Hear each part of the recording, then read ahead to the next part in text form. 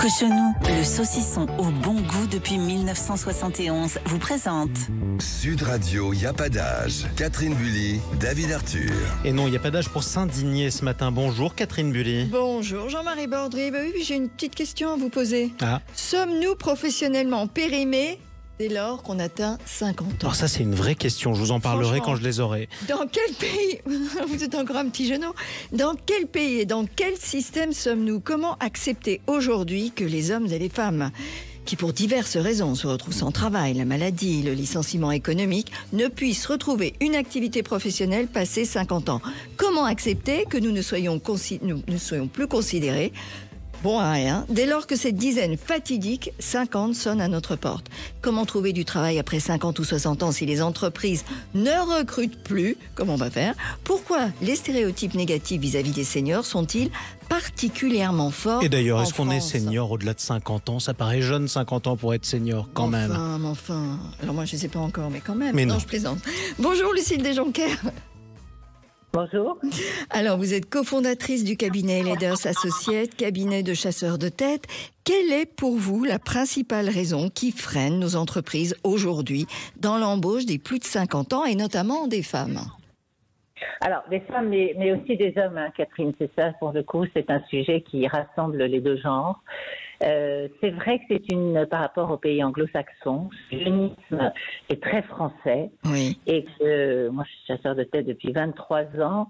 Il m'est arrivé fréquemment, lorsque je présente des CV de personnes qui ont 48 ans, de me faire retoquer en me disant « Oh là là, mais elle est vieille ». Et quels sont les arguments qui sont mis en avant? Alors, écoutez, c'est qu'on a peut-être moins d'énergie quand on a 48 ans. On va rester là quelques années. On va donc arriver à cette cinquantaine fatidique. Des profils qui peuvent peut-être coûter plus cher à l'entreprise parce que plus d'années d'expérience. Mais j'ai envie de vous dire que c'est en train de bouger. On est aujourd'hui dans un marché très tendu où il y a plus d'offres que de candidats. Donc, ce qui fait que, de façon optimiste et objective, même si le jeunisme reste un vrai sujet, une véritable exception, on voit quand même aujourd'hui un nouvel intérêt pour des seniors. Il nous manque des juniors.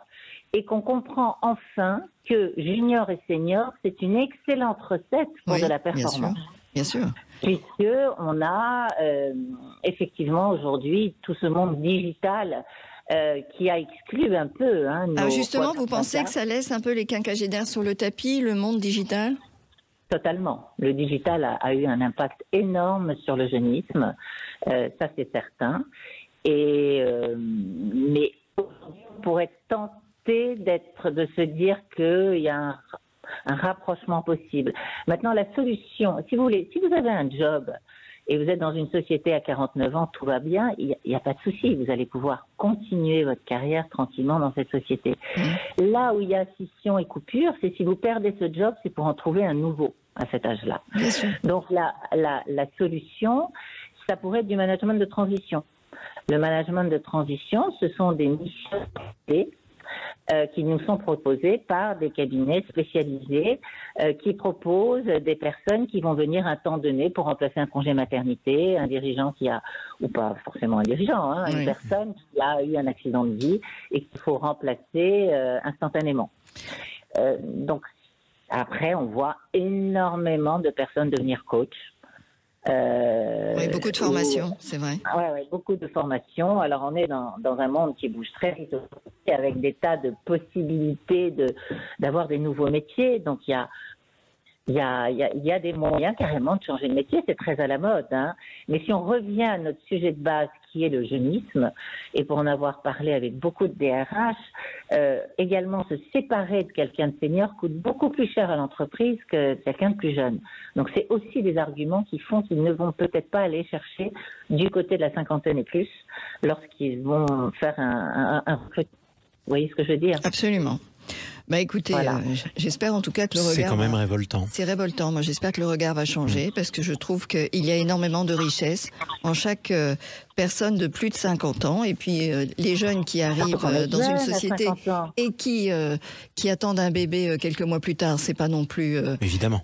la Et puis on a solution besoin pour la d'un société. mélange Et on a besoin des d'expérience deux. et d'audace. Absolument, une transmission de richesse et d'expérience. Oui. Mais vous savez, l'incroyable, c'est qu'à 30 ans, vous êtes trop jeune et à 45, vous êtes trop vieille. Donc la fenêtre de tir où vous allez avoir vos enfants justement au milieu en tant que femme, elle est très réduite. C'est ça.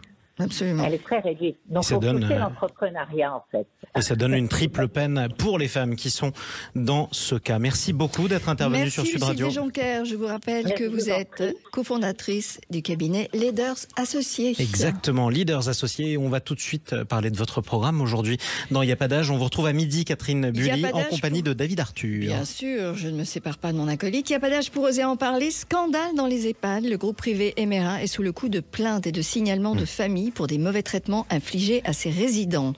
Ah, quand même, oui, une grosse Absolument. affaire, effectivement. On va Il y n'y a pas revenir. d'âge pour s'informer. Aussi, nous vous parlerons des parapharmacies Lafayette ou comment acheter au meilleur prix et profiter des conseils d'experts avisés. Eh ben voilà, il n'y a pas d'âge pour chercher Et les bonnes Christian astuces. Morin sera avec nous, cher ami. Bah, écoutez, avec plaisir. Merci beaucoup. Le rendez-vous est pris. On vous retrouve à midi, Catherine Bully. Excellente journée à tous.